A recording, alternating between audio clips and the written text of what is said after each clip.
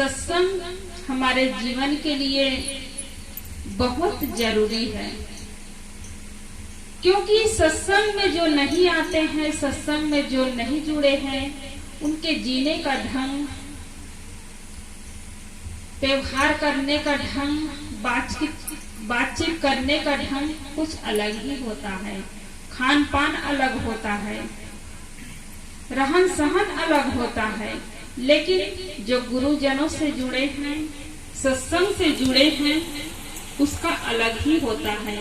और सत्संग न मिला होता तो हमारा जीवन कुछ और होता। कहाँ भटकते इसका कोई ठिकाना नहीं। हम देख रहे हैं दुनिया में लोग दर दर की ठोकरें खा रहे हैं। सत्संग न मिलने के कारण, गुरुजन न मिलने के कारण, सद्ग्रंथ न मिलने के कारण ये मानव जीवन व्यर्थ में चला जाता है। तो बड़े सौभाग्य है कि जिसके जीवन में गुरुजन मिले हैं। मानुष तन सद्गुरु मिलन, मनुष्य तन तो पाए हैं और साथ साथ सद्गुरु भी मिले हैं, सत्संग भी मिले हैं, सद्ग्रंथ भी मिला है। और इसको पाकर के यदि हम सही जीवन न जी पाए, सही रास्ते पर न जी पाए, तो गुरुजन क्या करेंगे? सज्जन माता पिता मिले हैं, वो क्या करेंगे? सद्ग्रंथ क्या करेगा? राह विचारी क्या करे, जो पंथी न चले विचार। ये रास्ता सही सही मिला है, और लेकिन चलने वाला रास्ता छोड़ करके कोई खाई में चले, कांटा कंकड़ में चले, तो राह का दोष नहीं है, चलने वाला का दोष है। तो कभी भी सत्संग होता है तो हमें उसके लिए बिल्कुल समय निकालना चाहिए। और सत्संग में जब बैठते हैं तो मन को एकाग्र करके बैठना चाहिए। 2 घंटा सत्संग में तो बैठ लेते हैं, लेकिन मन कहीं घर में गया है, मन कहीं खेत खलिहान में गया है, मन कहीं बाजार में गया है, तब ये समय बेकार हो जाता है। न उधर का काम होता है, न इधर का काम होता है। तो सत्संग की बात है, गुरुजन की बात है, ज्ञान की बात है, उसी के अंदर में ठहरता है जिसका मन विनम्र है, अहंकार रहित है।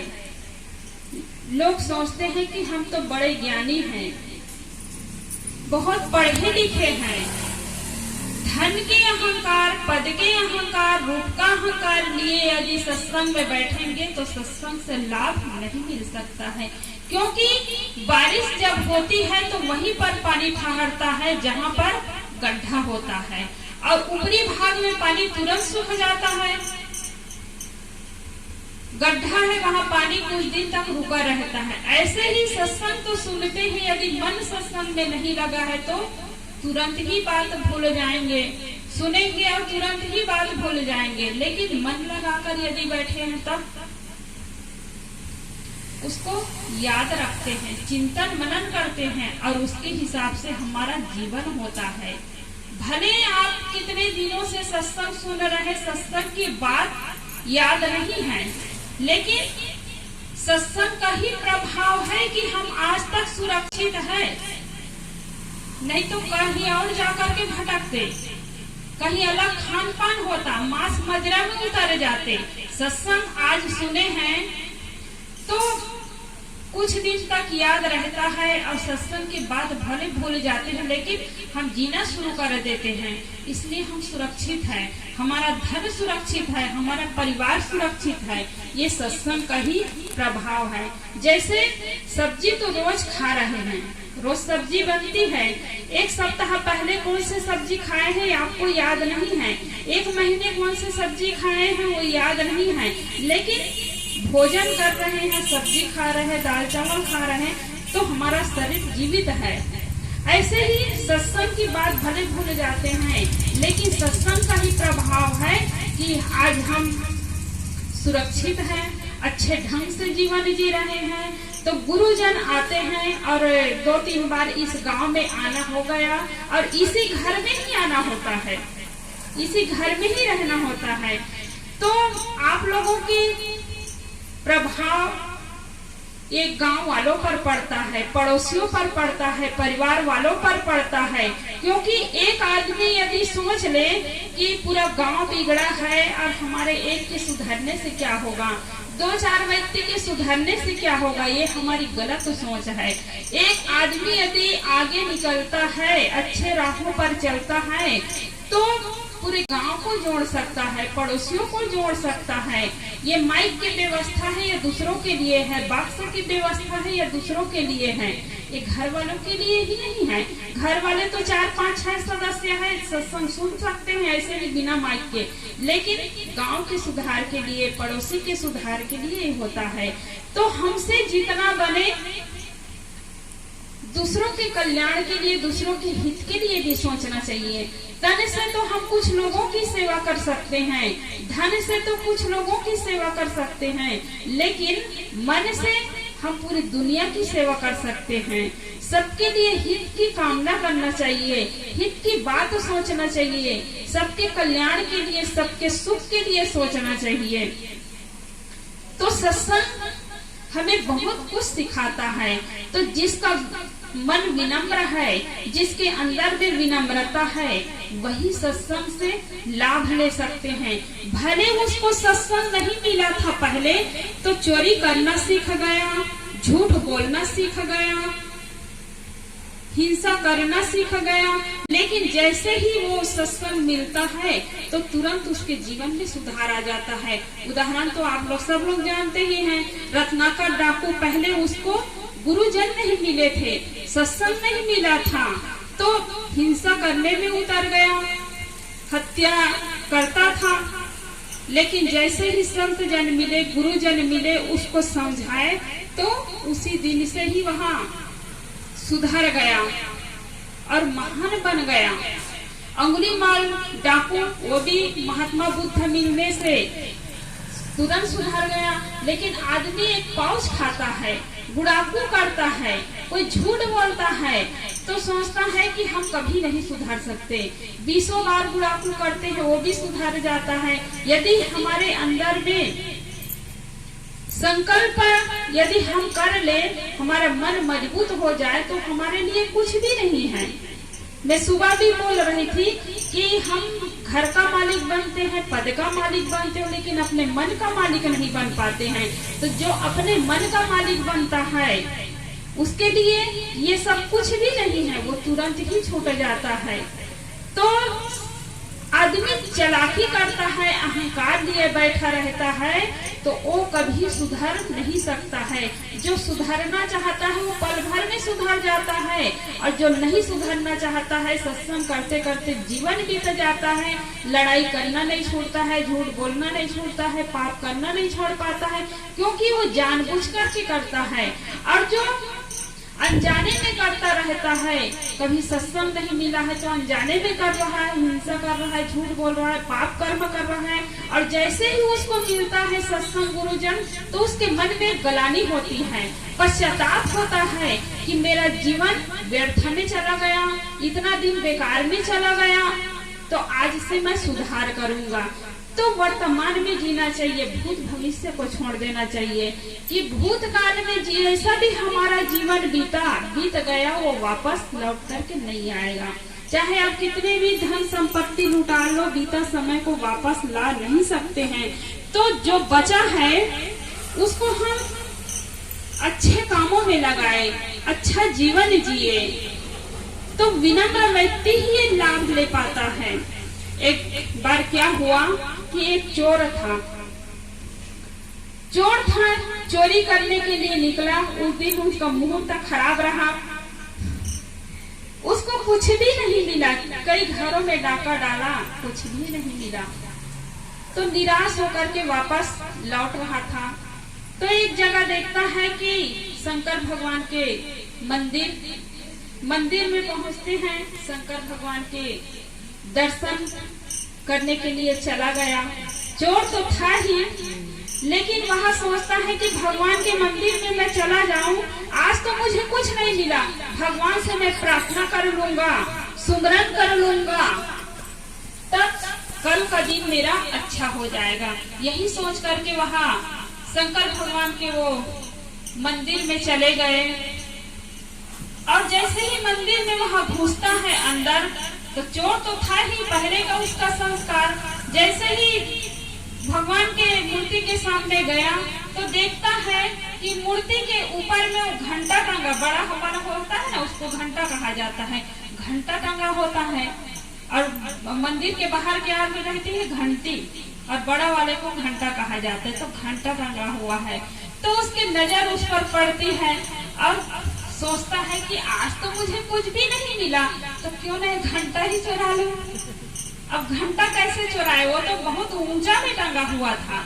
तो मूर्ति भगवान के ऊपर ही वो चढ़ गया, और जैसे ही भगवान के ऊपर चढ़ता है तो शंकर भगवान बोलने लगे कि बेटा मैं तुमसे बहुत प्रसन्न हूँ। और वो बेचारा तो एकदम हड़बड़ा गया, डर गया, ये मैंने क्या किया कि अब तो भगवान मुझे बचाएगा नहीं, छोड़ेंगे नहीं। एकदम भयभीत हो गया, डर गया। तो भगवान कहने लगे कि बेटा तुम डरो मत, तुम घबराओ मत, मैं तुमसे बहुत प्रसन्न हूँ। अब जो मांगना है मुझसे मांग लो। और उसी बीच क्या होता है, वो भगवान की पूजा करने के लिए जो पुजारी रहा, वो रोज पूजा करने के लिए नहा धो करके जाता था, सुबह का ही समय था।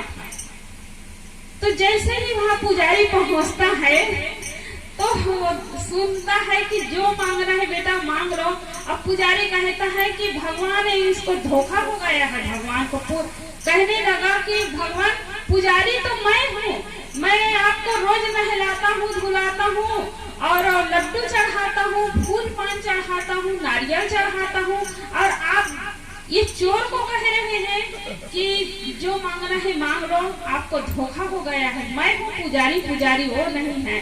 भगवान कहने लगे कि तुम चुप रहो। पुजारी को कहने लगा कि तुम चुप रहो।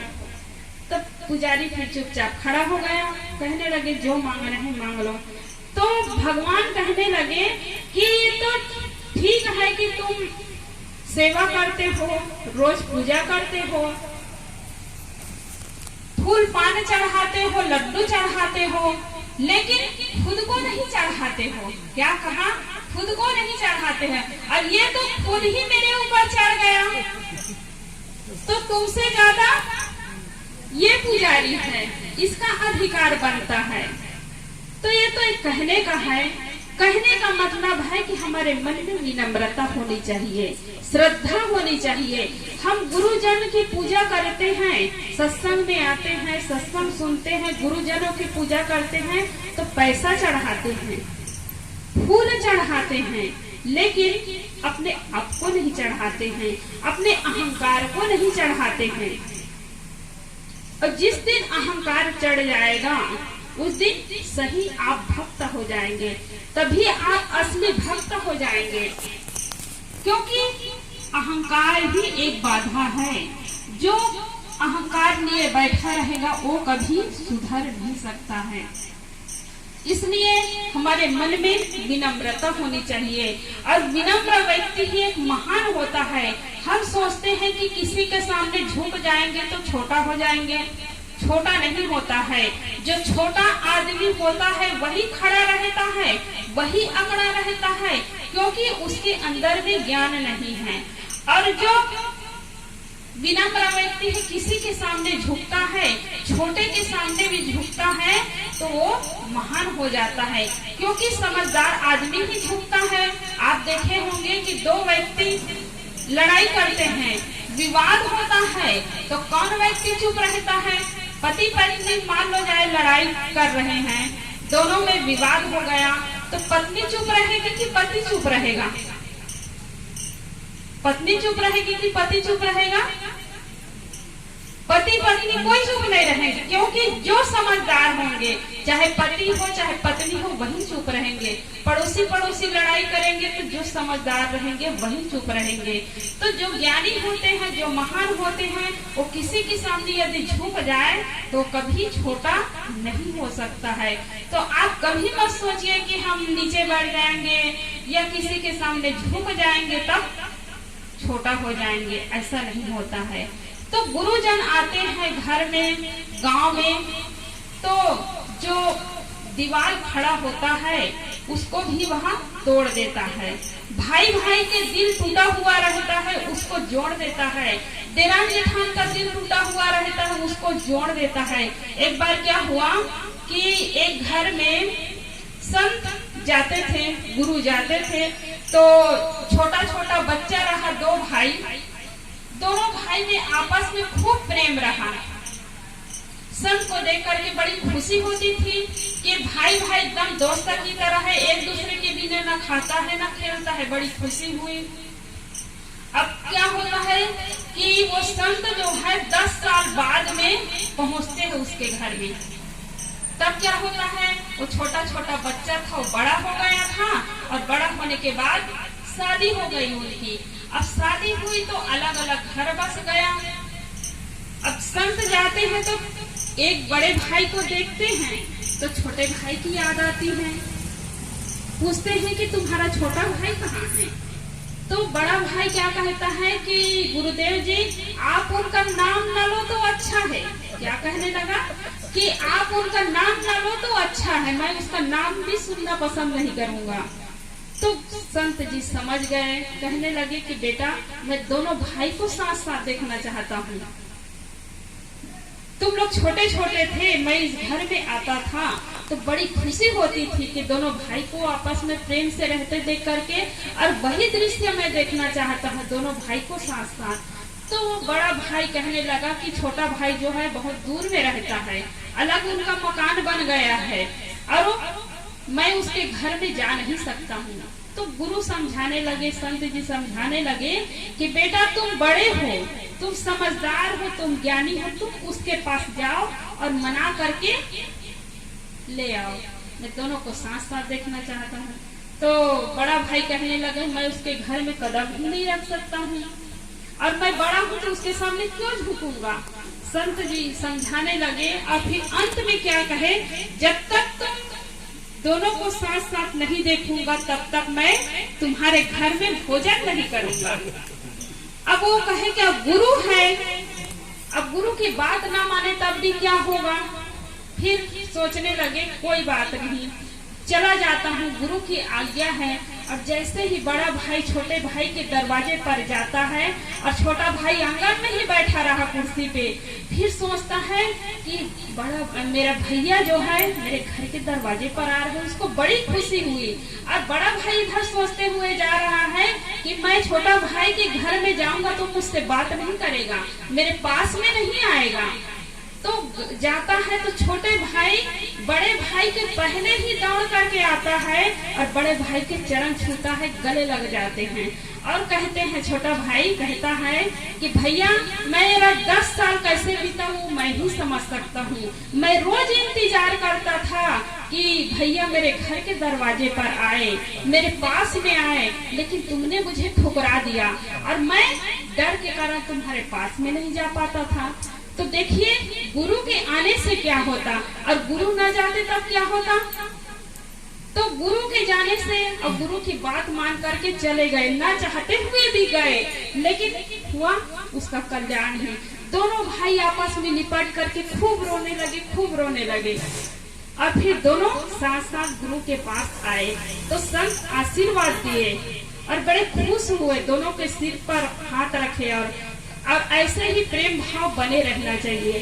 तो गुरुजनों के जाने से ये बिखरा हुआ जो घर होता है वो जुड़ जाता है, देरान जेठान में प्रेम जग जाता है, एक दूसरे के लिए त्याग की भावना हो जाती है। तो अब इसी में ही प्रेम बढ़ता है, इसी को ही परिवार कहा जाता है। तो आदमी खाता है, पेट भर जाता है, लेकिन मन संतोष नहीं हो पाता है, मन प्रसन्न नहीं हो पाता है। तो इसलिए ये सत्संग की जरूरत है, गुरुजनों के निकट जाने की जरूरत है।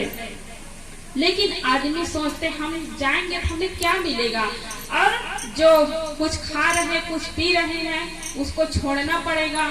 2 घंटा सत्संग में बैठेंगे तो पाउच खाने को नहीं मिलेगा, बीड़ी पीने को नहीं मिलेगा, कुछ बातचीत करने को नहीं मिलेगा। क्योंकि हम देखते हैं कि माता हो चाहे भाई लोग हो, जैसे ही कहीं लाइट गोल हो गई या माइक बिगड़ गया या कोई संत जन प्रवचन कर रहे सुन रहे, उधर तुरंत ही जैसे ही जगह मिलती है 1 सेकंड में ही बातचीत चालू हो जाता है, क्योंकि मन एकदम चंचल है। जैसे ही अवसर मिलता है बातचीत शुरू। तो ये होता है कि सत्संग की महिमा को जो समझते हैं, सत्संग की बातों को जो समझते हैं, वही सत्संग में आते हैं। तो जिसका मन विनम्र है, मन में विनम्रता है, अंतःकरण शुद्ध है, उसी के हृदय में ज्ञान का जल जो है ठहर पाएगा। तो हम अपने मन को एकाग्र बना करके, निर्मल बना करके बैठे, तभी हम सत्संग से लाभ ले पाएंगे। और संत जन गुरुजन विराजमान है। मैं इन्हीं शब्दों के साथ मैं अपनी वाणी को विराम देती हूँ। बोलिए सद्गुरुदेव की जय।